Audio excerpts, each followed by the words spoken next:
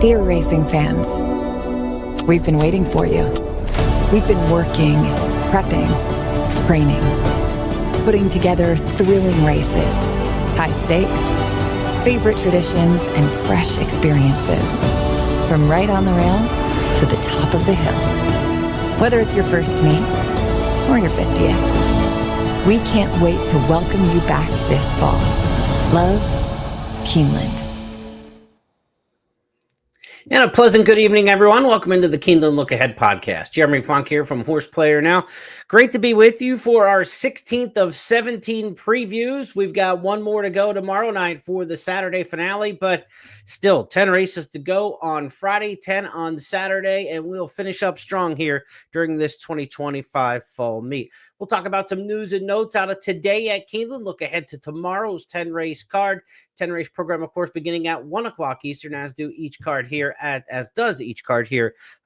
Keeneland. We've got a dual stakes co-features on the Friday program. The Myrtlewood Stakes for the 2-year-old filly sprinters, and then we will get the 3-year-old fillies on the turf going a mile in the Valley View Stakes. Looking forward to that. Tight trainers race. Jockey's race is kind of getting to be a little bit of a runaway right now. 7 on top for Irad Ortiz after a 3-win day today. He is 7 up with 2 days left. He's almost got the X for the clinch division, if you will, in the standings in the newspaper right now. Irad Ortiz, 22 wins on the meet after a 3-win day today. He's got 7 more than Luis Saez, who's got 15. As for Tyler Gaffleone, he had 2 wins today. He's up to 14 for the meet in 3rd place. But as the jockey's race goes, it looks like it's all about Irad Ortiz. Things are getting tighter at the top of the trainer standing. Steve Asmussen won 1 today. Brendan Walsh won 1 today. That got both of those trainers to 10 for the meet. Brad Cox won 2. And he's now at 9 and knocking on the door. And you can kind of hear the footsteps on the door with Brad Cox, because take a look at the entry box for the Friday card. Brad Cox has horses in 7 of the 10 races. Brendan Walsh has 4. Steve Asmussen has 3. So advantage Cox on Friday in terms of Saturday. That lines up. Brad Cox has 4 races with horses in them. Brendan Walsh has 5. Steve Asmussen, again, just 3. So Steve Asmussen's 6 horses left to run, or 6 races to run. Not sure the total number of entrants in those 6 races. He may have a couple in a particular 2-year-old race or 2. But he's in 6 races. Walsh is in 9. Cox is in 11. So even though Cox is 1 behind at this point, the numbers say that Brad Cox could make the run here and get to the top of the leaderboard. We'll see how it turns out here over the last few days of the meet. Conditions for the racing on Friday expected to be great. Temps in the mid to upper 50s, fast and firm, just like it was today. And that forecast looks like it will hold for Saturday as well. No rain in sight in Lexington in the extended forecast till early next week. So we're good for the rest of the meet. We should be fast and firm the rest of the way to go. Today at Keeneland, before the races in the morning, a couple Breeders' Cup workers, if you didn't see that.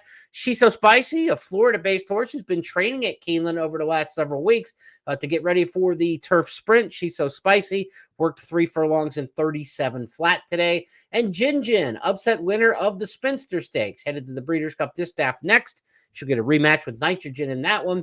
The winner of the Spinster went 49-2 for a half mile today. Jin for trainer Brendan Walsh. Those are your Breeders' Cup workers here on Friday. Now, we've had chaos throughout the last 2 weeks or so of racing. Big prices seem to be popping all over the place. That gave us 2 carryovers going into the Thursday card. Not the case on Thursday. Form really held. Here are the winning payoffs. $3, 7, 6, 7, 6, 12, 4, 3, and 9. One winner above 7-2. That was a 5-1 shot. Biggest price on the card. They bet over $500,000 into the carryover pick 6 today, and the pick 6 returned for $1, $1,867. A lot of people hit it. It was a very chalky sequence of the way things shook out. For me, I was trying to catch prices throughout the course of today, and if you were following along with my key plays and the horses that we were trying to bring in at nice prices today, a Cloudy Holiday in the opener, Bermuda Blitz there in race 4, a Paseo, Auntie in the last race. All 4 of those price horses ran big races. A couple of them ran close seconds. Just a brutal beat if you had Bermuda Blitz earlier on the card. Auntie in the last race, I think much the best and just stymied in traffic. One of those days we could have hit something good, but it didn't work out that way. They all ran well. They just didn't have racing luck or enough finishing oomph to get over the top, or just found one better. But not a bad handicapping day. But again, didn't get anything at all to show for it. Hopefully that changes coming up on Friday. One bit of news and note, Breeders' Cup wise, and for Saturday at Keeneland, if you've looked ahead, outfielder is entered in the Bowman Mill Stakes on Saturday. One of two in there for Wesley Ward. Marcus Hirsch from Racing Form tonight has reported that Wesley Ward says he will scratch out of the Bowman Mill. No outfielder in the Bowman Mill Stakes on Saturday. They are headed to where they pre-entered for the Breeders' Cup Juvenile Turf Sprint. So look forward to seeing outfielder at Del Mar, but we unfortunately won't get to see him Saturday racing here at Keeneland.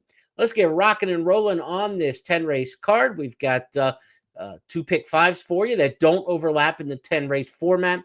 Races 1 through 5 will get things started with the early pick 5. Late pick 5 will be races 6 through 10. Keeneland Turf Pick 3 back on races 5, 7, and 9 on this program. That 9th race, of course, the Valley View Stakes, part of the Turf Pick 3. The Myrtlewood Stakes, the co-feature, will go as race number 6 on the card. Pick 6 was hit today, as we mentioned, by a lot of folks. So we will start anew in the carryover there. There is no carryover in the pick 6. It begins in race 5. Also no carryover in the Toyota Super High 5, which will be race number 10. Now, reminder, tomorrow is mandatory payout day. So if nothing is hit today or Friday in terms of the pick 6 or the Toyota Super High 5, it'll go into Saturday's card with a mandatory payout provision, meaning that even if somebody doesn't hit all 6 in the pick 6, 5 of 6 would pay the whole pool and not a consolation. So we will have mandatory payouts coming up on Saturday at Keeneland. And then, of course, the Kentucky Racing Circuit will shift gears to Churchill Downs on Sunday, where they host a Stars of Tomorrow card. But our Stars of Tomorrow are right here. Here are the winners that we hope are on the program for this Friday at Keeneland. We're going to get things started. First name in the program is Shan. One horse, first race. That's where we're going here in the opener. We've got $50,000 claimers, an upper-level veteran claiming cast. A lot of times in these races, you're going to see some veterans who've been in the stakes ranks. That's the case with Shan, horse who stakes placed in the Leonatus at Turfway over the course of the winter. Class drop here. The 2 times this horse has run in for a 50 tag, ran 2 good seconds at Churchill Downs against similar kind of company, going 6. The 6.5 distance, I think, will suit Shan pretty well in here. 8-1 in the morning line under Frankie Dettori. I like that price. Shan's second choice for Scott. The other handicappers don't use that one, so we might be able to hold a fair price in this one. I thought this was a race where you could use several. I mean, really, in a field of 9, I've got 5 that are fair options if you're looking to play the early pick 5. 1, 3, 7, 4, 2. I've got all on the list here. The 7 picked on top on the level for Tom and Kim. The 3 picked on top here by Scott. So some decent options in here, but the one I thought that offered the best price with the best chance was number 1, Shannon, here on the class drop. Again, very competitive for that $50,000 level. I'm going to toss the last one out. How good was that race last time out? Guns loaded, won it by 4. Really stakes quality field in that one at Churchill. This horse was 36-1. Nobody of that kind of ilk in this particular spot. I think a big class drop. Give me the 1 Shan in race number 1. Let's move to the second race on the card as the pick 5 starts things in the first. The pick 4 will get going here in race number 2. This is a 7-furlong maiden claimer here on the main track, of course, at 7 furlongs. 3-year-olds and up, the elders, as they say in racing. You'll hear the juveniles called, the 2-year-olds called the juveniles. Horses 3 and up, usually the elders. When you talk about horses running against 4-year-olds, 3, 4, 5-year-olds, you get into that kind of elder division. That's what we're looking here. 3-year-olds and up in race number 2. Frosty Beer, the 2, going to be a 20-1 morning line tab. I'm going to take a little bit of a look at, but just for name only. The 4, the chalk, is going to be the pick. Not the chalk in terms of odds, but the chalk in terms of the name. The chalk here dropping in class for trainer Brett Calhoun, a horse who's run here at Keeneland one time for $150,000, now in for $20,000. So it's another big class dropper, a horse who's been fairly competitive in some spots, but inconsistent against the right field, should be able to match up. That's the thought process. Has never faced a field of this level. If not now, when you talk about a horse like the chalk, 7/8 of a mile might be okay distance-wise. Horse doesn't have a lot of get up and go out of the gate, but you don't want to get too far out of it here. Going 7/8 at this class level. Number 1, No More Stones. Another one in here to consider. Larry Ravelli claimed this one last time out. trainer who knows how to get a speed horse on the front end and see how far they can go. He gets Jareth Loveberry, a speed jock, aboard. This horse has shown speed in previous races for different trainers, for Doug O'Neill, and last time out for Michael McCarthy. So maybe some West Coast speed trained into this horse in the past from those particular barns. Now you've got Larry Ravelli at the helm, more speed expected. Expect the one, No More Stones, to take him as far as that one can. We'll see if it's enough to get to the wire on top. The 6, Tyler's Turn, top choice in here for a couple of the handicappers, an 8-1 in the morning line. Tyler's Turn for Kenny McPeak, top choice for Tom and Scott. This runner showed absolutely no pace in the 3 races. 3 races in the career so far, has beaten absolutely no one out of the starting gate the first quarter mile in any of the 3 starts. If you're going for Tyler's Turn at 7/8 of a mile on the cutback and distance, you expect this field maybe to fall apart at the end, and maybe it will. Like we said, No More Stones is going to be questionable at the distance, but certainly plenty fast. Others in here maybe who could show some speed. Number 3, Battle Warrior. I don't see a ton of speed in here. I mean, I don't look at this race as a total meltdown, but when you look at Tyler's Turn, it's McPeak. It's a maiden claimer here at Keeneland towards the end of the meet. 8-1. I guess you could do worse than that shopping around for a price, but not for me in here. 4-1, 12, and 7. The way I line this one up, I think those horses could get consideration. The 12, Harbe at 9-2 for Rohan Crichton coming out of Florida. And then the 7, Aura Magique, really a horse who could offer a decent price in here at 15-1 in the morning line. Second off the layoff, the comeback race was decent enough at 63-1. In a waiver claimer, and comes back in here. They were protected last time, and in for 20 this time. Maybe the 6 or the 7 could get in there at a little bit of a price, but I'll take the 4 in here. The chalk, again, a big class drop. Not a race that you have a lot of horses that you're very confident in. I mean, that's why they're running a maiden 20 at this point in their career, as 3-year-olds and older. They still haven't broken their maiden. They're at the basement now. Again, if you can't make friends here, you can't make friends anywhere. Give me the chalk. Everybody else has the chalk second, but I'll take that one on top. A tepid pick, but not certainly the kind of race that I want to lean heavily on one particular horse. To the 3rd we go, Allowance Company here. Second level Allowance, 1.125 on the dirt. Some horses in here that we've seen in some pretty big spots. How about Kentucky Derby and Belmont Stakes alumni in this allowance race here in race number 3? And we're not talking about old ones like from 5 years ago. We're talking about this year's Derby, Chunk of Gold, and this year's Belmont being uncaged. So you got a couple horses who have been on some bigger stages trying to find the right spot in here. These are all 3-year-olds, so they're not taking on elders in this particular spot. A 3-year-old allowance race. 1.125. The class should kind of shuffle itself out, you would think, in here. Number 4, Class Assist, is going to get my tab because I said the key about this race, they're all 3-year-olds. Well, Class Assist has been facing 3 and up in the last 2 starts at 1.125. So as a 3-year-old, taking on older horses in New York in the last 2 starts at 9 furlongs, and was able to win those. I know it was a maiden. I know it was the first level allowance race, but you're by Curlin. You got a classy pedigree. Todd Pletcher, best trainer here at Keeneland, statistically 1.125 races. I know we took a shot at the Pletcher horse. Was it today? Was it yesterday? Sometimes they run together, but the 9 furlong horse for Pletcher just kind of fizzled out in the last, quarter mile. Was stalking. You thought, okay, kick in with the class here, and the horse didn't fire with anything. So, but Class Assist, I think, in this particular matchup could offer a fair value at 9-2, and that's going to be my top pick here in race number 3. Let's take a look at the other handicappers in here. Kim's also going with Class Assist on top. Scott's got that runner second. So Sandy the other. So we got a pair of 7s and a pair of 4s in here. You break the tie. Which one do you like? So Sandy 9-5 in the morning line. Sire Omaha Beach has had another good meet here at Keeneland. A great meet at Keeneland with horses on the main track. Don't be surprised at all if the 7 So Sandy takes to the track here at Keeneland. First time over the strip. Cherie DeVoe's barn had been kind of cold here for most of the meet, all of the meet. And then today she uncorked one that ran by the horse we had and needed on the lead and went by like they were tied to a pole. So when Cherie DeVoe's horses get hot, they get hot fast and they run out a hellacious run sometimes. I wouldn't be surprised if she's about to go on a bender here in Kentucky.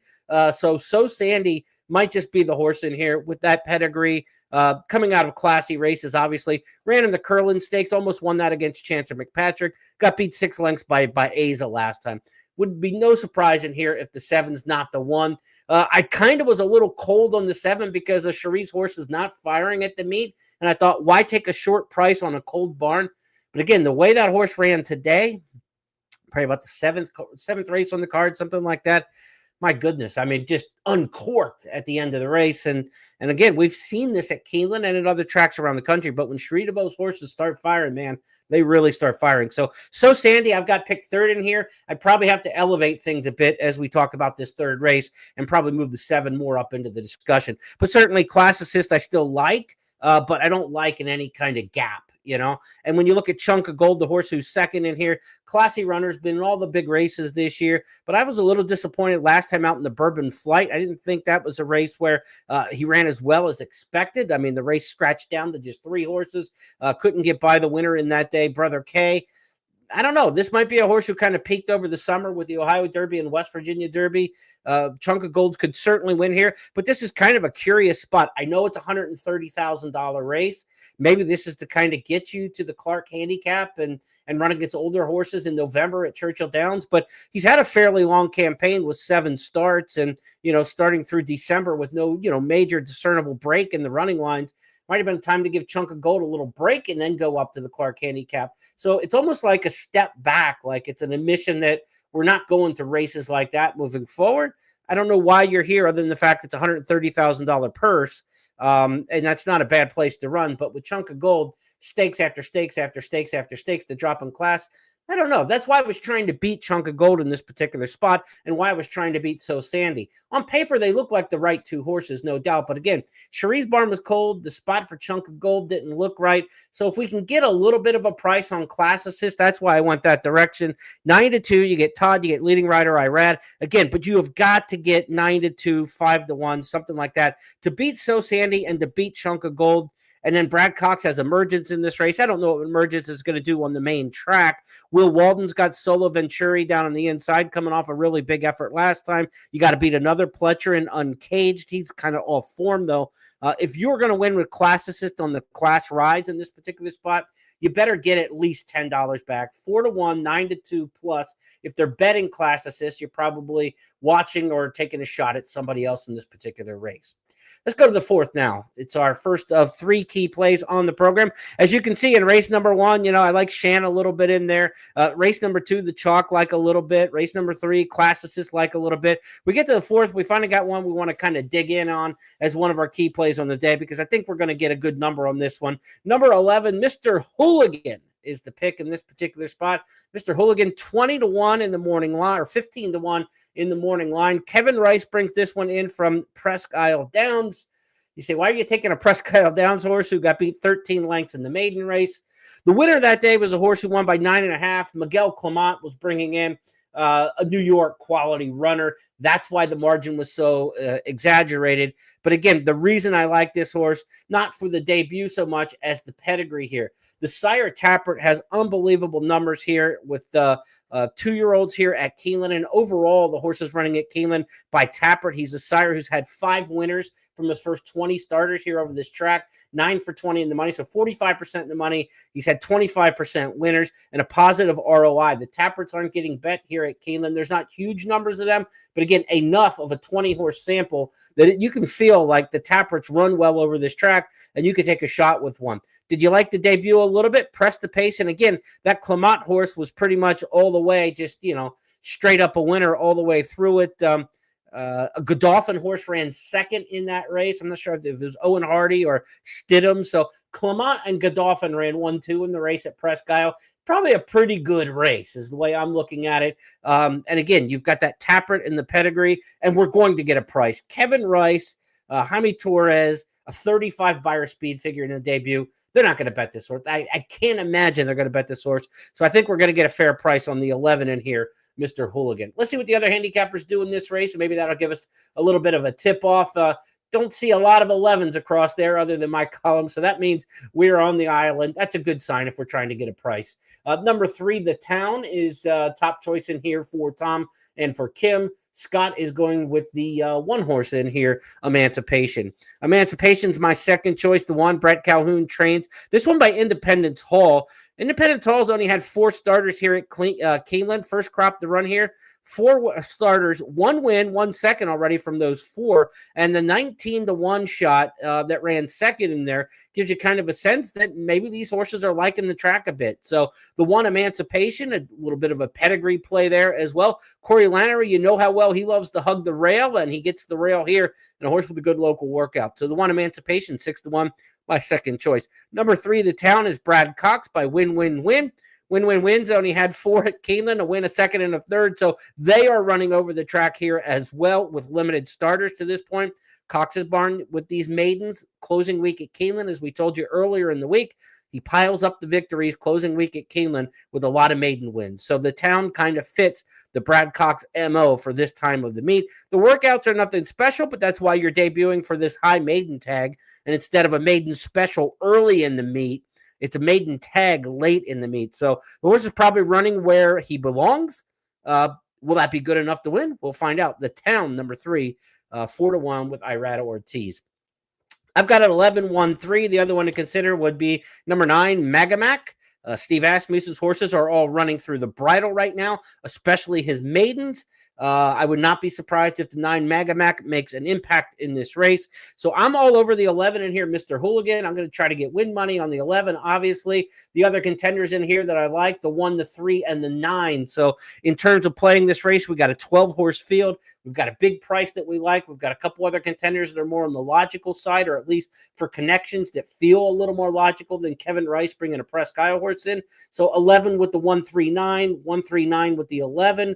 That's kind of the way I'm going to be working this race, certainly in the exactas. Got to get win money on a horse who's going to be a fair price with Mr. Hooligan. And then if you're looking at trifectas, 11 all with 139, 11, 139 with all. Again, at the 50 cent to $1 trifecta denominations, you're not spending that much when you've got a single on top by 3 by all. I mean, in this kind of race, a 50 cent try with 11 with 1-3 all, or with 139 with all would be $10.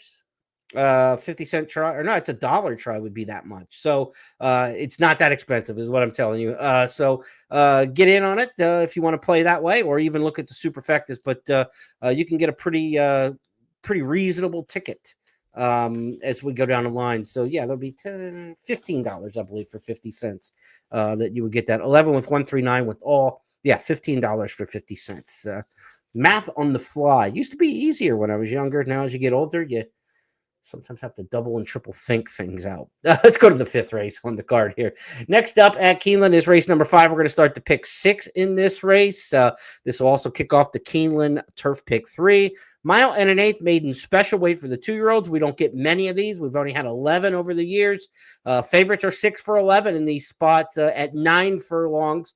3 winners have been 12-1 or more, though, out of those 11 races. So you can certainly pop at a price. Now, none of the 11 winners went sprint the route, so demand a little bit of a route prep out of your horses that you're looking at in these particular spots. And certainly first-time starters would be a no-no statistically. Not much in terms of the first-time starters in this particular spot. So most of your runners you want coming out of turf races and coming out of route races. Certainly the best way to look at it in race number 5. I went with number 6, Phoenix, in this particular spot, coming out of a 1/16 race at Colonial Downs. Mike Campbell, the trainer, 6-1 in the morning line here. This horse ran against Come On Eileen, a horse who's really talented and fast. 2 starts back in the sprint ranks. Actually got in front of that one as even money favorite. Come On Eileen came back to win a sprint dash at Charlestown in Stakes Company, and really is a nice one for Brittany Russell in the Mid-Atlantic. So I thought that was a pretty good race to be able to get in front of that one, and understandable that the horse collapsed and ran, tired badly and retreated to run 5th beaten 15. Then when they went long on the turf the next time at a more manageable pace, Phoenix almost wired them, took them farther than a lot of people thought in there at 6-1. Now we come back and we go 1 1/8, and the pace might even get slower this time. That's kind of what we're hoping. The bullet workouts in the morning show that this horse is going to the front. I'm going to take a Phoenix as far as a Phoenix can run here. This 2-year-old filly, she's by good magic, stamina on the top, but the into mischief on the dam side certainly would be a little bit of a question at the 1 1/8. But I'm going to take my shot in here at what I think will be a fair number. I think other horses in the race are going to get bet. Give me number 6, a Phoenix in race number 5. Kim's also got a Phoenix on top, and Scott's got that runner second in here. Kentucky Belle gets a lot of love across the way. The 3 horse in this particular spot, I've got Kentucky Belle tabbed third in this race by Justify, another Brad Cox here. This horse got a monster 100 brisk late pace figure last time out. Part of it's because they went slow the first 6 and 112, but definitely was finishing strongly in that 1-turn mile at Churchill. Now, will Kentucky Belle be able to show that same kind of finishing kick going around 2 turns and going on turf? Those are 2 different things than the 1-turn dirt mile last time at Churchill Downs. I wouldn't want to take a short price on Kentucky Belle, but obviously this horse is a pretty major threat. As far as those brisk late pace figures, I like those in races like this where you're trying to project how far a horse can go. That 100 was a really nice brisk late pace figure for Kentucky Belle last time. Gives you the thought maybe this one could go a little longer. And one of the reasons I like the Phoenix was this horse got an 80 brisk late pace figure, which is better than a lot of the horses in this race. And that was last time despite going to the front. Usually a front runner is not going to run a bigger late pace figure than the others who are, kind of loping early and run a little bit more sustained. So that's one of the reasons I went with the Phoenix. But 6 and 3 to 3 is probably the most logical winner in here. The 11 Counterintuitive is coming off a 4th place finish as the favorite. Not this time. The sire has been unbelievable with 7 turf winners at the meet here at Keeneland. Chad Brown had been on the duck. He lost his first 15 or 16 at the meet. That ended today. He got his first win of the meet today. So maybe the Brown horses are going to start to turn their fortunes. He had 7 second-place finishes, so it's not like his barn was running terribly. The 11 Counterintuitive, you've got to respect in here. 6, 11, 3, 8. And again, I think we've got to get a price in here. Michael Campbell, the trainer of the 6, it just, he's had a win at the meet with 1 starter, but you're just not going to get bet in races where you've got Brad Cox, you've got Chad Brown. I mean, there are horses in here that are going to get bet for some bigger barns. You got McPeak in here. You've got some others that are going to take a little bit of cash. Jonathan Thomas with Improbable You, the 4 will probably get bet a little bit as well. Good betting race in race number 5. And I would be remiss if I didn't say if the 16 Empress Cece gets into the race, you better watch this one coming back on a couple weeks rest. The Tappet filly ran really well here opening day with no pace help. So coming back off of that race, Empress Cece, 20-1 in the morning line. If the 16 draws into this field, keep an eye out. Keep an eye out on that one. So good gambling race. And just to remind you, when we talk about these also eligibles, whether they get into the race or not, be sure to check your scratches and changes in the morning. They usually come out between a 10, 11 o'clock hour. I give an update on Substack and a video update as well around the noon hour here on X, whether you're watching at Keeneland Racing or at Horseplayer Now. So I'll update you on any changes. Like when these also eligibles draw in the field and I like them, I like to kind of bring them into the mix, let you know kind of what I'm thinking about them at that point in time. But certainly the 16 in this particular race, the 5th race, one to consider if they draw into the field. If you'd like to get updated information from me each racing morning at Keeneland and leading up to the Breeders' Cup and around year-round, it's the free Substack service. Be sure to sign up for that, jeremyplonk.substack.com. Oodles of you throughout the course of this meet have been signing up for it, so appreciate that. Keep sending it in and sign up with the Substack, and I'll keep you up to date on racing throughout the course of the calendar year. Let's go now from race 5 to the 6th on the card. It's the co-featured Myrtlewood Stakes. We'll start the late pick 5 in this race, and we've got our second of 3 key plays. Field of 6 in the Myrtlewood Stakes, and there's some good-looking winners last time out. You got horses like King's Oliver, who won here over the track at the meet. On Time Girl won last time out. Storm Cloud Rising won last time out. That was back in the April meet here at Keeneland. Woodstock won by 10 last time out in the Eddie Gaylord Memorial at Remington Park. And a fine Chardonnay won last time out for Ian Wilkes in a career debut rally at Churchill coming up the fence. But the one I like is the one who I thought was the most impressive of those last out winners. That was Counting Stars. If you've seen the video, go back to this one at Churchill Downs in the career debut September 25th. This first-time starter for Mark Casse just looked outstanding visually, finishing up. One off by 4 lengths in that race. Beat a horse named Fashion Designer for Brad Cox, who was the runner-up. Was expected to be the stuff in there. Fashion Designer was a horse who's a full brother to Life is Good. The brilliant middle distance grade 1 winner. Counting Stars just blew his doors off. And I thought it was a really, really impressive race. I love Counting Stars in this spot. Jose Ortiz for Mark Cassie. The buyer speed figure last out was 74. That's right up with the others in this race. Woodstock got a 76. A Fine Chardonnay got a 75. A 70 for On Time Girl, 71 for King Solver. So there's not a big gap in the speed figures in here. I don't know why Counting Stars would be 4-1 against this field. I don't see a scenario where the horse shouldn't be second pick. But if you look at the way the morning line lines up, there's 2-1, there's 3-1, there's 7-2, and then you're Counting Stars, fourth choice in the 6-horse field. If the horse is fourth choice in the 6-horse field, I'm going to be very, very, very happy to get involved. Counting Stars, to me, love the debut win. One of my key plays on the card for sure, and one of the better bets I've seen so far here on closing week as we hit day 3 of 4 on the closing weekend. We've only run this race 4 times, the Myrtlewood Stakes. It's a rather new one here at Keeneland. All 4 winners have been 7-2 or less. 3 of them have been favorites. We're not looking for anything wild and crazy here. 3 of the winners came off of races at Churchill. 1 was running back second time at the Keeneland meet. So King Solver coming back on 21 days. We've seen this happen before here at Keeneland. I think Key is Life is the one who did it for Brad Cox a few years ago. Cox has obviously won this race. Similar pattern for On Time Girl as Echo Sound, who won this race last year, which was a Ellis debut, a Churchill allowance win, and then into this race. So there's, a little history going in a race that's only been run 4 times, but On Time Girls takes the same pattern as last year's winner. King Solver's doing something we've seen a winner of this race do. That's not to say that that's the right path, but if you're trying to say, well, is there any kind of disadvantage to the way that they're trying to come up to the race? It's already been successful. So that path has already been beaten down before by successful runners in this race. But, man, I'm just telling you visually, Counting Stars in the 6th, I'm all in. Push the chips to the middle of the table. Single in the late pick 5. If you're playing a pick 6, be a single for me as well in the Myrtlewood Stakes. That being race number 6. As for the other handicappers, I've flapped my jaws enough about Counting Stars. Nobody else taking Counting Stars. In fact, only 1 second choice in here. I mean, I don't know. Maybe I'm off base, but I hope that the rest of the betting public thinks the same way that the morning line maker, Nick Tamarill, thinks, that the way that the other handicappers think, because then that means we're going to get a better price. I don't get cold feet when people don't like my horses. I get more excited about it. So you want to back them at better prices. That's what the game is all about. A Fine Chardonnay, my second choice, top pick in here for Tom and Scott. I thought a very nice visual winner last time. Ran faster than On Time Girl ran the same day. If you look at the maiden race and the allowance race, both run September 11th at Churchill. They were run 2 races apart. On Time Girl's allowance race went in 1:10-2. A Fine Chardonnay went at least 2 to 3 lengths faster in that race. So that's a good sign. Was let go at 45-1, but this horse blew him away late with a big rally up the inside.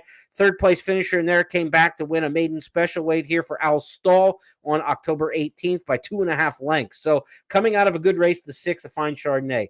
4-6 to me is the exact. I'll try to beat the Brad Cox horse. I went back and watched King Solver again.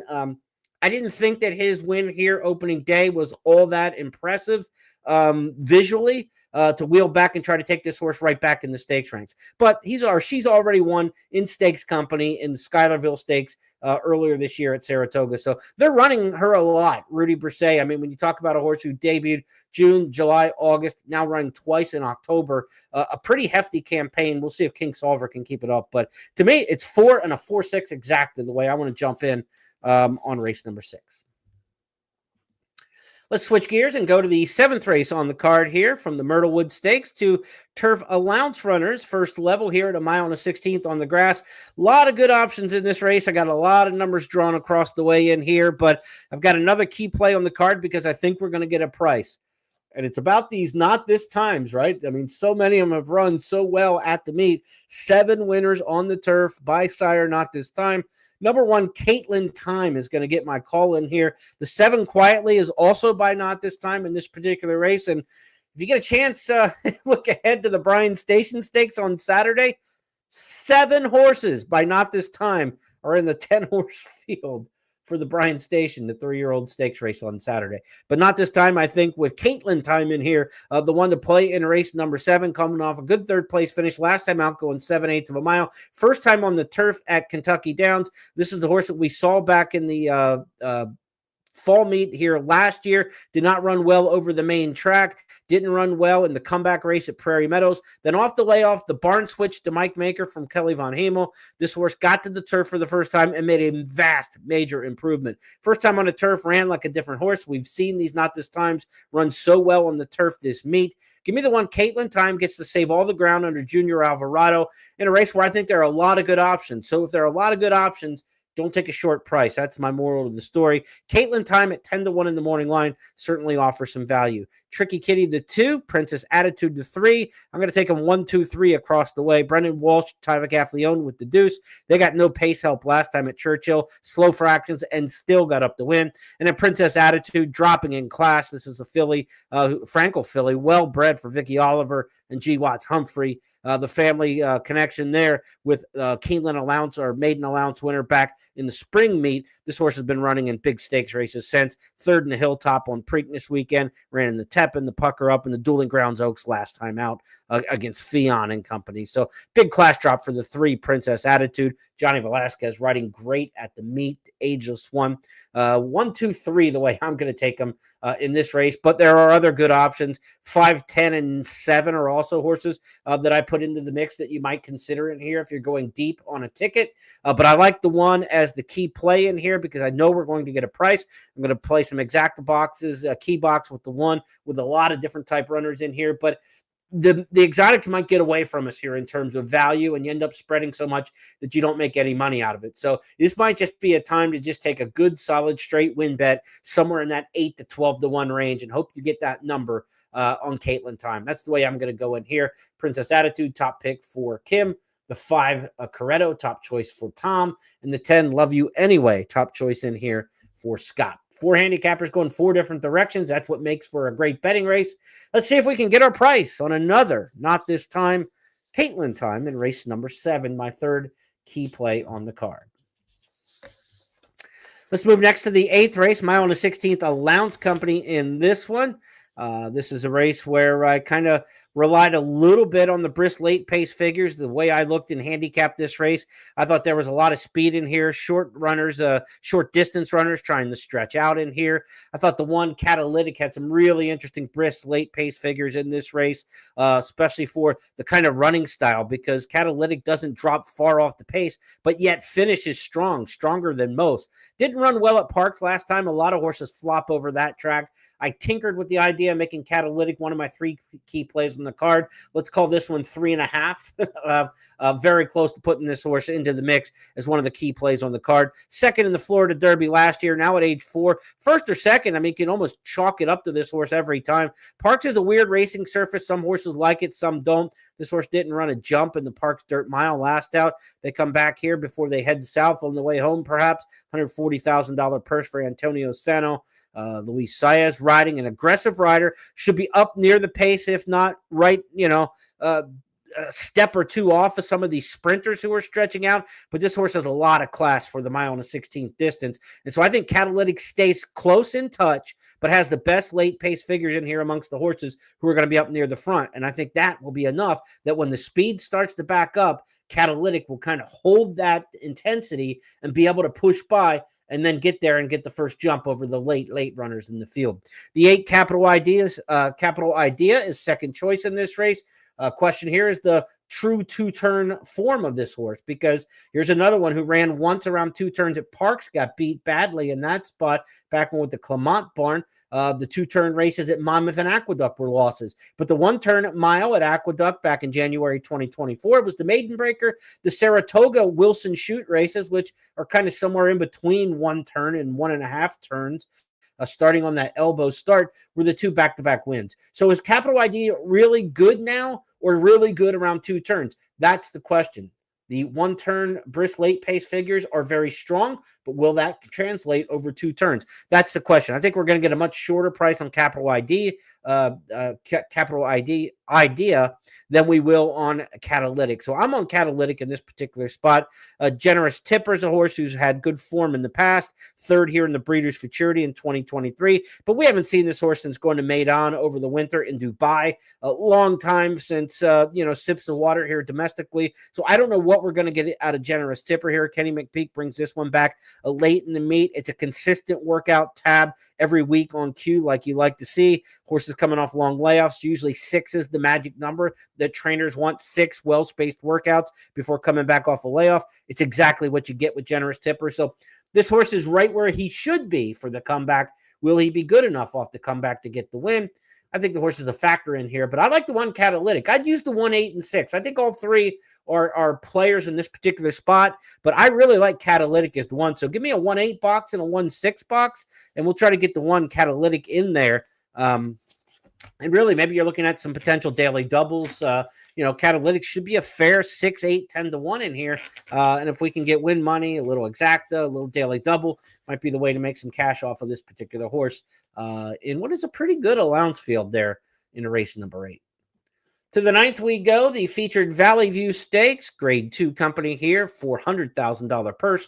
These are 3-year-old fillies going a mile on the turf. Now, the Valley View Stakes is one of those interesting conundrums if you get into handicapping over the years. It's a race where people haven't quite figured it out. I hope we're right with Mayday ready, but to be honest, this race has been tough for the public to figure out. One of the reasons I always look at a stat and try to figure out, is there a reason for the stat? That's what I'm trying to figure out. Does this stat make sense? We've got 19 years in the database here at Keeneland.com for this race, the Valley View Stakes. Favorites are 1 for 19 in this race and have lost 17 in a row. The public hasn't figured this race out in 17 consecutive years. This race averages a winner at 10 to 1 odds over that time, over that 19 years. So it's not like they're just missing it. It's the second choice or the third choice. And you start to say, well, maybe there's good handicapping, but the favorites just didn't fire 17 times in a row. And the average winner at 10 to 1. This race to me is the consolation prize at Keeneland. The Queen Elizabeth II Challenge Cup is the main event for 3-year-old fillies this time of year, right? That's the grade 1. That's the big purse.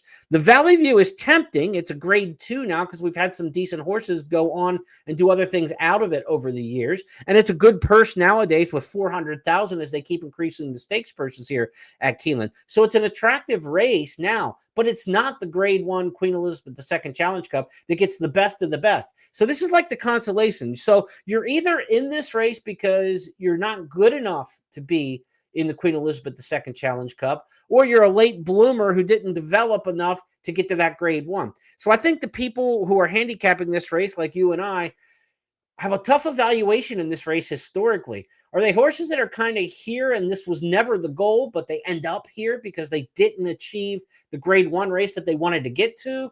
Are they horses who are late in the form cycle? They missed some time during the year and didn't get ratcheted up to be a grade 1 horse this time of year. If you've got a 3-year-old filly and you want to make a broodmare prospect out of them, running second or third in the grade 1 Queen Elizabeth II Challenge Cup can be more lucrative than winning a grade 3 sometimes. So that is the goal race. This is not the goal race. And I think because of that, it makes the horses in this race difficult to evaluate. I think that might be the reason why we're looking at a situation that's as odd as any graded stakes in the country, probably, when you look at 17 straight favorites going down.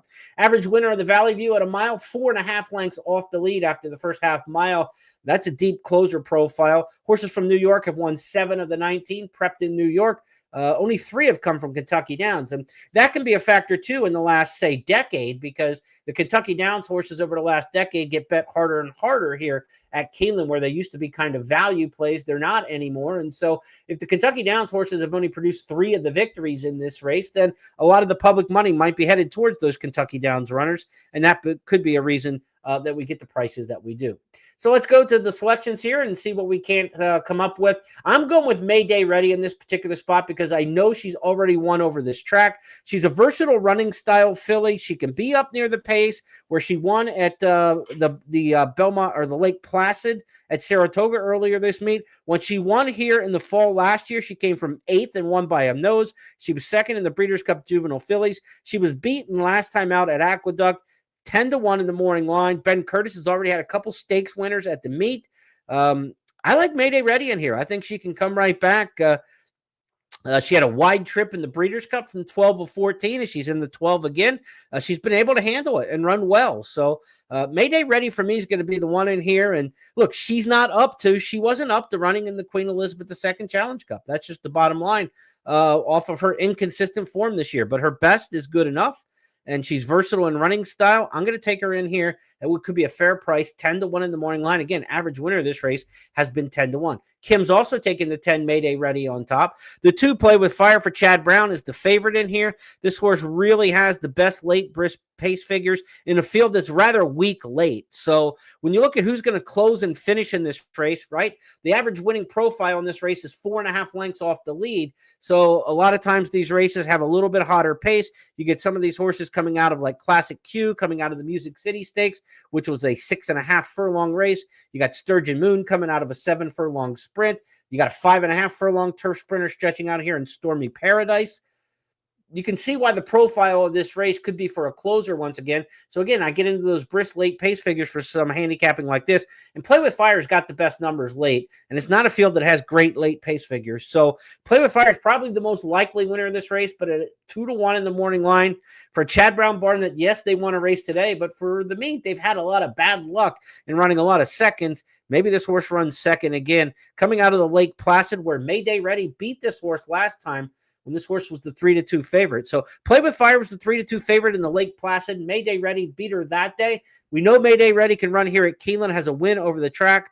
Last year when this horse ran an allowance company, 4th place finish for Play with Fire over the track. So why would I take 2-1 on Play with Fire and Chad Brown when Mayday Ready beat this horse in New York? It was a road game for Mayday Ready, right? Joe Lee is not a NYRA trainer. He's on the road, and they beat Chad up there at Saratoga, running out of their home stall. Now they come back to Kentucky. This is more of a home game for Joe Lee, road game for Play with Fire, and then look at the record over the track. Mayday Ready has won a stakes here. Play with Fire ran 4th in allowance company here. So that's the reason I'm switching things up here between those two, and the fact that why take a short price in a race where 17 straight favorites have lost. So that's the way I'm going to line it up here. I do think the 2 will run a good race, but we hope the horse ends up somewhere on the bottom of the ticket, 2nd or 3rd in there. Certainly would absolutely want to use that runner in the exotics. Number 9, Tabiti's the other one for the underneath part of the ticket for me, perhaps coming off a 3rd place finish in that aforementioned Music City Stakes, a grade 2 at Kentucky Downs for trainer Brad Cox. Beaten by She's So Spicy in that one, who will be in the Breeders' Cup Turf Sprint. That 3-year-old filly is a good one. So Tabiti comes out of some good races. Won a Group 3 in Europe at 7/8 of a mile. We've never run around 2 turns. The races that were on the straight overseas, the 1-turn race at Goodwood in the Oak Tree was a win. And then, of course, the 1-turn race in the Music City last time. So we haven't seen Tabiti around 2 turns. Probably is okay with that, but the Dam Sire first defense, usually closing sprinter best for the first defenses. So I'm going to give Tabiti a shot to hit the board underneath, but maybe be a little bit flat late and not close with the same kick around 2 turns that we saw with 1. 11, 2, and 9, or 12, 2, and 9, the way I'm going to line it up. Give me Mayday Ready over the Chad Brown and Brad Cox charges here. Joe Lee slaying the big giants here again with Mayday Ready, hopefully, in race number 9. To the 10th and final we go as we wrap up the podcast for this Friday night. Toyota Super High 5 in the finale. Starter allowance company in here, and I'm going with number 3, Capanaparo, the top choice in here, the 3 horse. No one else taking the 3 on top in their spots. In fact, nobody's using this runner underneath as well. Rick Dutrow trains Aqueduct Shipper, coming off a big win last time out. 2 starts back, ran second in the debut, beaten 4 lengths by Johnny's Red Storm, who came back and won a stakes race at Saratoga. So this horse is good form on the turf and on the dirt. Rick Dutrow sends this one out. He's got 1 win and a 3rd from his first 3 starters at the meet. Irad Ortiz aboard. Number 3, Capanaparo, going to be my top choice in here. Number 1, Misinformation, second choice, Mark Cassidy. This one comes off a $50,000 class drop and an easy win.